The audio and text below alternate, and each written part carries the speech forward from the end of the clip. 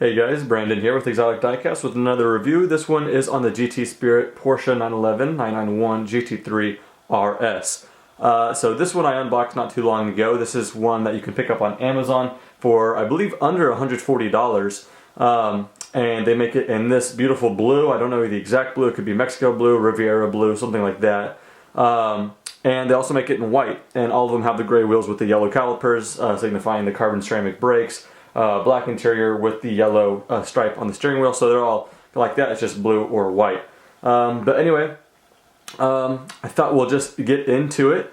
And I also have the silver Spark 991 GT3 RS that we will be doing a little bit of comparison with as well. Right off the bat, I can tell you that the Spark, the silver one here, a little out of frame there, but I bought this one for about $160. And right now I could sell it on eBay for anywhere from $500 to $600. They went up quite tremendously, but I got pretty lucky with that one because this was meant to be like a non-limited edition from Spark, and then they ended up making less of the silver non-limited editions than they did the other one, so it's more limited than the limited edition, if that makes sense. So I got very lucky with this purchase, but nonetheless I just think buying a 118 GT3 RS is just a nice addition. I think it's not necessarily an investment by any means, but it's a good, I guess, addition that you're not going to lose money on, if that makes any sense. So I think for that one being 160, this one being less, but for what you could get those for and what you could get this for, this is actually really, really great value.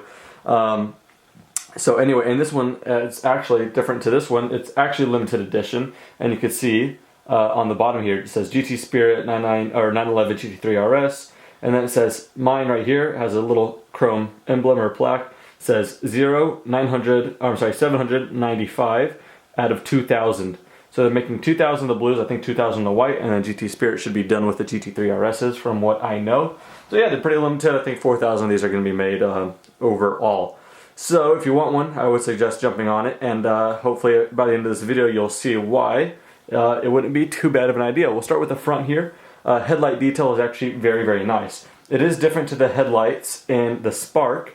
I think that's just because like they're different headlight options. Like just like on the real car, you could get different headlight options. Both of them are actually pretty detailed. I would say that this one's a bit more detailed, but they do look a lot different. This one's a little shinier and more chrome. This one's a little darker. I like the darker look, but this one does have a little bit more detail. Anyway, one more interesting thing, and I guess this is somewhat not realistic, but I actually kind of like it. On the Spark, the emblem is a sticker, because on the real GT3 RSs, it is a sticker emblem. And here, they try to make it look like a real emblem. I kind of like that, though. It's nice and shiny, very reflective. So yeah, I quite like that. Let me move the Spark out of here. This does have the place for the front Euro plate. I wish they didn't put that there, but nonetheless, the detail overall is very nice. The front splitter, very nice, hard plastic.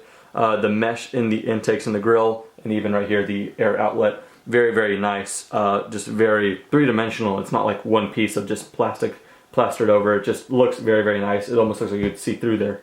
Side profile here with this little air outlet for the GT3 RSs. Looks nice. The wheels look very nice. Now this is, I forgot to mention one important piece, this is a non-opening model, just like the Spark. So none of the doors, none of the front trunk, nothing like that opens.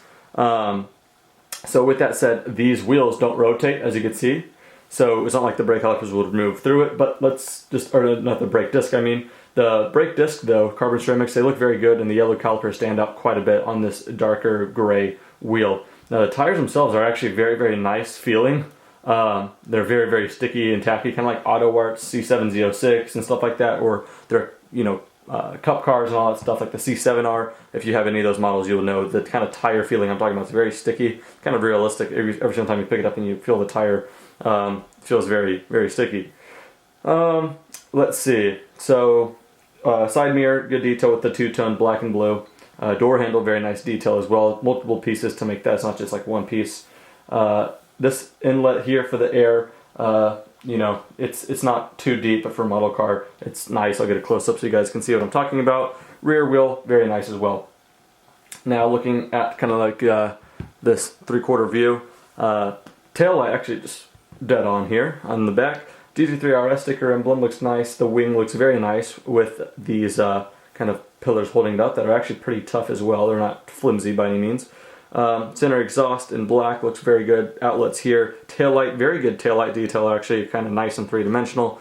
And then looking through the back here as well, you can see kind of like the heated windscreen. That's bendable kind of plastic as well. And then you see the roll cage back there. So that's very nice. And then I don't know if you guys can see it with the lighting, but this kind of grooving here on the hood and on the roof looks super, super nice. Very realistic. Now, unfortunately, like I said, I can't open the doors to give you guys some good interior shots, so I'll try my best to shoot through the glass. But again, like I said, the steering wheel, thin yellow line, looks really good. Bucket seats out of the 918 in here as well, with the carbon fiber accenting around where you would put the harnesses. Overall, all the detail on the seating is very nice. And then the detail of the steering wheel itself, the PDK shift knob, and all the buttons there. Everything's very, very nice. It's going to be tough to give that justice, obviously, but I will certainly try. You see the chrono pack there as well. Yeah, just overall very, very nice and detailed. I personally, you guys know this, I just don't really mind the fact that I can't open it. It doesn't really bother me because of how many models I have. I just don't, move them all that often. Once they sit somewhere, that's kind of just what they're made for. They're very, very good looking, just sitting still, and that's kind of how I display them. When models do open up, sometimes it's kind of fun to display them with opening parts, but for the most case, I don't care if they don't have opening parts. So anyway, that's kind of like a quick overview, quick comparison with some of the features with this as well, mostly just a review on the GT Spirit GT3 RS. Again, if you want one, it should be under $140 on Amazon.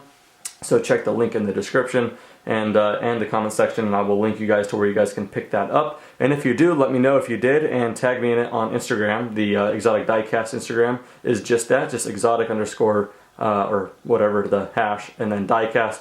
Let me see your guys' GT3 RSs. Anyway, thank you guys so much for watching. Review on a Brago / Maisto 458 Speciale coming up next. Catch you on the next one.